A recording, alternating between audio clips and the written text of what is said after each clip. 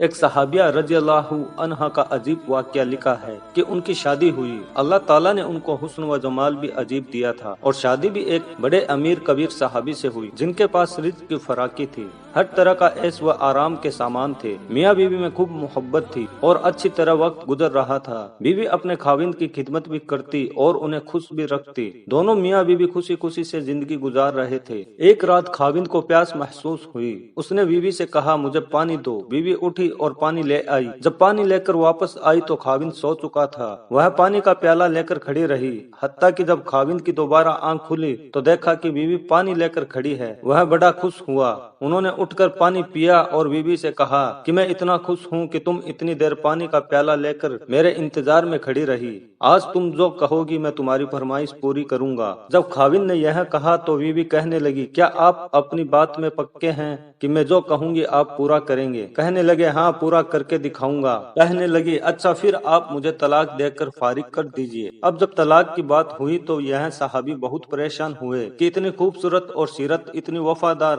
اور خدمتگار بیوی کہہ رہی ہے کہ آپ مجھے طلاق دیجئے۔ پوچھنے لگے، بیوی کیا تجھے مجھ سے کوئی تکلیف پہنچی ہے؟ کہنے لگی، بالکل نہیں۔ بیوی، کیا میں نے آپ کی بے قدری کی؟ ہرگز نہیں۔ کسی امید کو توڑا ہے؟ کوئی بات آپ کی پوری نہیں کی ہو؟ نہیں، ایسی بھی کوئی بات نہیں ہے۔ بیوی، کیا آپ مجھ سے خفا ہے؟ کہنے لگی، ہرگز نہیں۔ تو پھر مجھ سے طلاق کیوں چاہتی ہو؟ کیا آپ مجھے پسند نہیں کرتی ہو؟ کہنے لگی، یہ بات بھی نہیں، پسند بھی بہت کرتی ہوں، محبت کرتی ہوں، اس لیے تو خدمت کرتی ہوں۔ آپ نے کہا تھا کہ میں آپ کی بات کو پورا کروں گا، لہٰذا آپ مجھے طلاق دے کر فارغ کر دیجئے۔ وہ صحابی پریشان ہیں کہ کول بھی دے بیٹھے۔ کہنے لگے، اچھا صبح ہوگی تو ہم نبی صلی اللہ علیہ وسلم کی خدمت میں جائیں گے اور آپ سے جا کر فیصلہ کروا لیں گے۔ وہ کہنے لگی، بہت اچھا۔ لہٰذا میاں بیوی دونوں رات کو سو گئے۔ صبح ہوئی تو بیوی کہنے لگی، چلو جلدی چلتے ہیں۔ لہٰذا دونوں میاں بیوی گھر سے باہر نکلے ہی تھے کہ خاوند کا کسی وجہ سے پاؤں اٹکا اور وہ نیچے گرے اور ان کے جسم سے خون نکلنے لگا۔ بیوی نے فوراً اپنا دوپٹہ پھاڑا اور خاوند کے زخم پر پٹی باندھی اور ان کے جسم کا سہارا دیا اور کہنے لگی، چلو گھر واپس چلتے ہیں، میں آپ سے طلاق نہیں لیتی۔ وہ